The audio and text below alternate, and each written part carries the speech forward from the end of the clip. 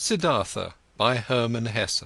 Translated by Günter Olsch, Anke Dreyer, Amy Coulter, Stefan Langer and Semyon Chaichonets. And read by Adrian Pretzelis.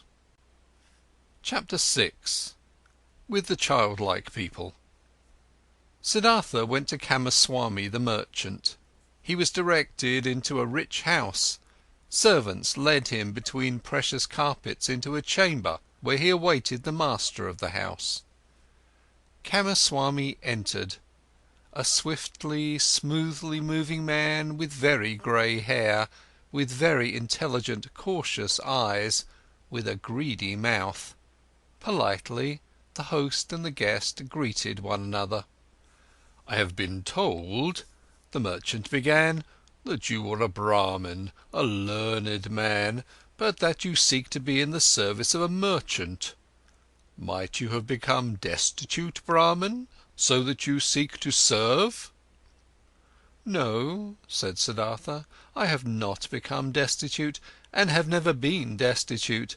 You should know that I am coming from the Samanas, with whom I have lived for a long time." "If you're coming from the Samanas, how could you be anything but destitute? Aren't the Samanas entirely without possessions?" "I am without possessions," said Siddhartha, "if this is what you mean. Surely I am without possessions, but I am so voluntarily, and therefore I am not destitute."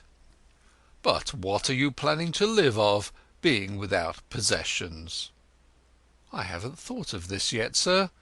For more than 3 years I have been without possessions, and have never thought of what I should live." "So you've lived of the possessions of others?" "Presumably this is how it is. After all, a merchant also lives of what other people own." "Well said. But he wouldn't take anything from another person for nothing. He would give his merchandise in return." "So it seems to be, indeed. Everyone takes, everyone gives. Such is life." "But if you don't mind me asking, being without possessions, what would you like to give?" "Everyone gives what he has. A warrior gives strength. The merchant gives merchandise, the teacher teachings, the farmer rice, the fisher fish." "Yes, indeed. And what is it now that you've got to give? What is it that you've learned, what you're able to do?"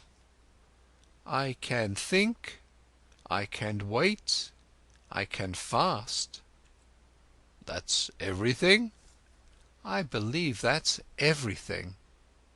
"And what's the use of that? For example, the fasting, what is it good for?" "It is very good, sir. When a person has nothing to eat, fasting is the smartest thing he could do. When, for example, Siddhartha hadn't learned to fast, he would have to accept any kind of service before this day is up, whether it may be with you or wherever, because hunger would force him to do so. But like this, Siddhartha can wait calmly. He knows no impatience, he knows no emergency. For a long time he can allow hunger to besiege him, and can laugh about it. This, sir, is what fasting is good for." "You're right, Samana. Wait for a moment." Kamaswami left the room and returned with a scroll, which he handed to his guest, while asking, "Can you read this?" Siddhartha looked at the scroll, on which a sales contract had been written down, and began to read out its contents. "Excellent," said Kamaswami. "And would you write something for me on this piece of paper?" He handed him a piece of paper and a pen, and Siddhartha wrote and returned the paper. Kamaswami read: "Writing is good, thinking is better, being smart is good, being patient is better." "It is excellent how you're able to write," the merchant praised him. "Many a thing we will still have to discuss with one another. For today I'm asking you to be my guest, and to live in this house." Siddhartha thanked and accepted, and lived in the dealer's house from now on. Clothes were brought to him, and shoes, and every day a servant prepared a bath for him. Twice a day a plentiful meal was served, but Siddhartha only ate once a day, and ate neither meat nor did he drink wine. Kamaswami told him about his trade, showed him the merchandise and storage rooms, showed him calculations. Siddhartha got to know many new things, he heard a lot and spoke little. And thinking of Kamala's words, he was never subservient to the merchant, forced him to treat him as an equal, yes, even more than an equal. Kamaswami conducted his business with care and often with passion, but Siddhartha looked upon all this as if it was a game, the rules of which he tried hard to learn precisely, but the contents of which did not touch his heart. He was not in Kamaswami's house for long when he already took part in his landlord's business. But daily, at the hour appointed by her, he visited beautiful Kamala, wearing pretty clothes, fine shoes, and soon he brought her gifts as well. Much he learned from her red, smart mouth. Much he learned from her tender, supple hand. Him, who was regarding love still a boy, and had a tendency to plunge blindly and insatiably into lust, like into a bottomless pit, him she taught thoroughly, starting from the basics, about that school of thought which teaches that pleasure cannot be taken without giving pleasure, and that every gesture, every caress, every touch, every look, every spot of the body, however small it was, had its secret, which would bring happiness to those who knew about it and unleash it.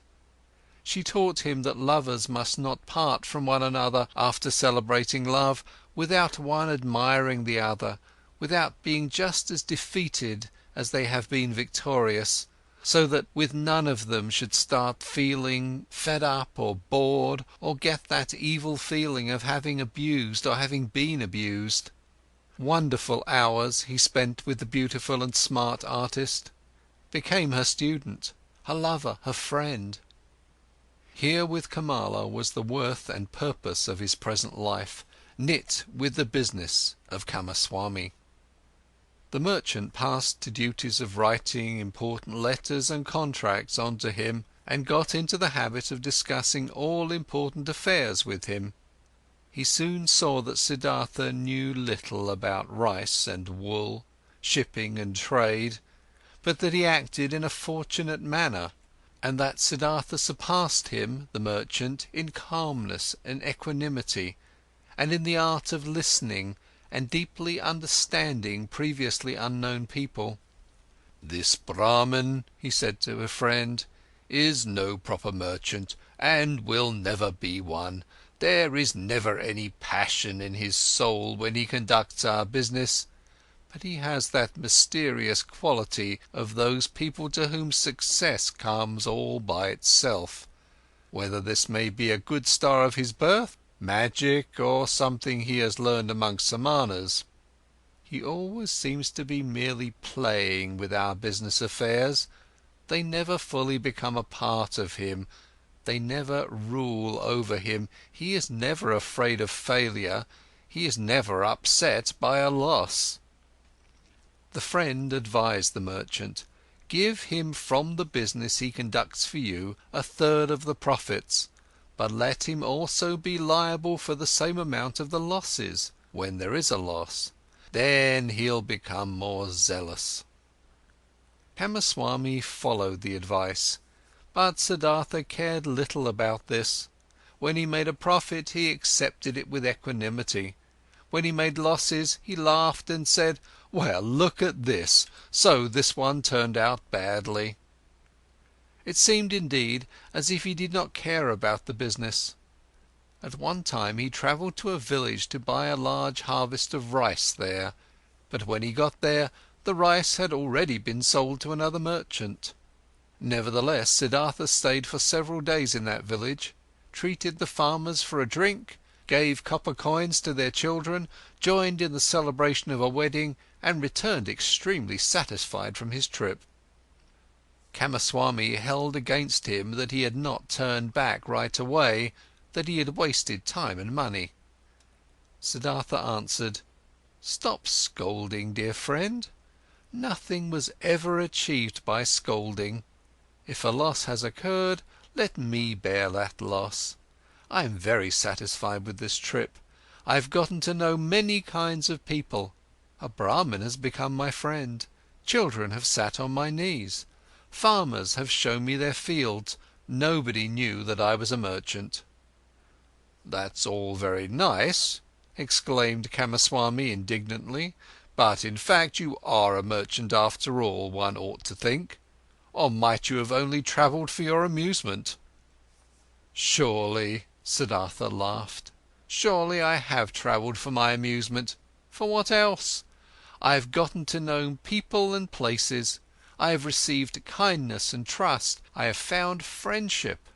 Look, my dear, if I had been Kamaswami, I would have travelled back, been annoyed and in a hurry, as soon as I had seen that my purchase had been rendered impossible, and time and money would indeed have been lost. But like this, I've had a few good days. I've learned, had joy. I've neither harmed myself nor others by annoyance and hastiness. And if I'll ever return there again, perhaps to buy an upcoming harvest, or for whatever purpose it might be, friendly people will receive me in a friendly and happy manner, and I will praise myself for not showing any hurry and displeasure at that time. So leave it as it is, my friend, and don't harm yourself by scolding. If the day will come when you will see, this Siddhartha is harming me, then speak a word, and Siddhartha will go on his own path. But until then, let's be satisfied with one another." Futile were also the merchant's attempts to convince Siddhartha that he should eat his bread. Siddhartha ate his own bread, or rather they both ate other people's bread, all people's bread. Siddhartha never listened to Kamaswami's worries, and Kamaswami had many worries. Whether there was a business deal going on which was in danger of failing, or whether a shipment of merchandise seemed to have been lost, or a debtor seemed to be unable to pay, Kamaswami could never convince his partner that it would be useful to utter a few words of worry or anger, to have wrinkles on the forehead, to sleep badly. When, one day, Kamaswami held against him that he had learned everything he knew from him, he replied, "Would you please not kid me with such jokes?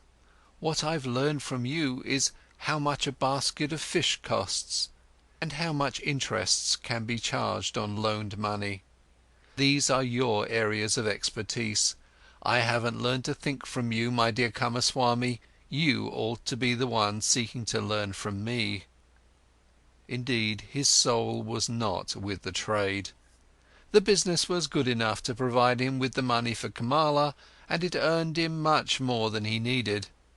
Besides from this, Siddhartha's interest and curiosity was only concerned with the people, whose businesses, crafts, worries, pleasures, and acts of foolishness used to be as alien and distant to him as the moon. However easily he succeeded in talking to all of them, in living with all of them, in learning from all of them, he was still aware that there was something which separated him from them, and this separating factor was him being a Samana. He saw mankind going through life in a childlike or animal-like manner, which he loved and also despised at the same time.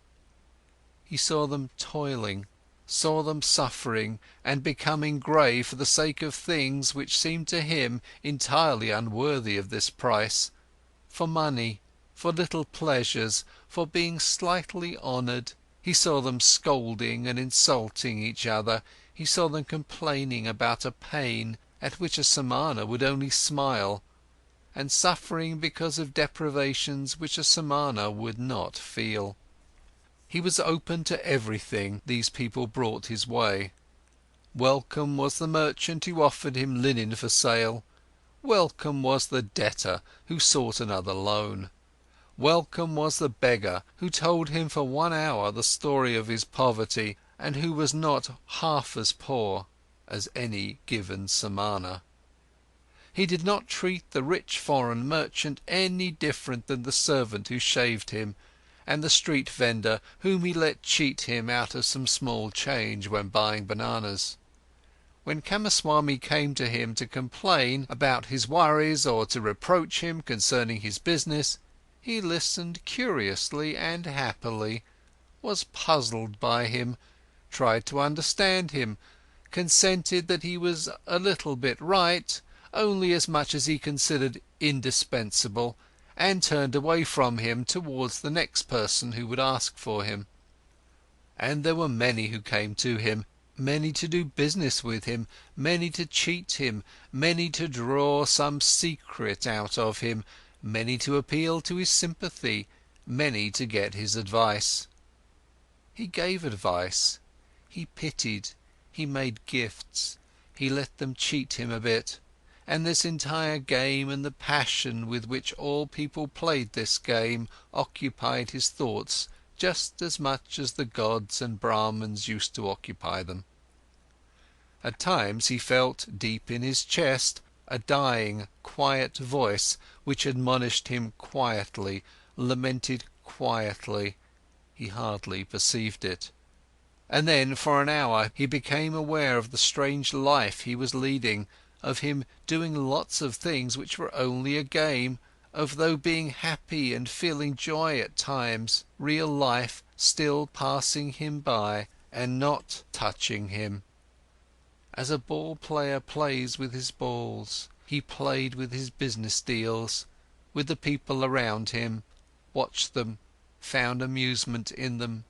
With his heart, with the source of his being, he was not with them.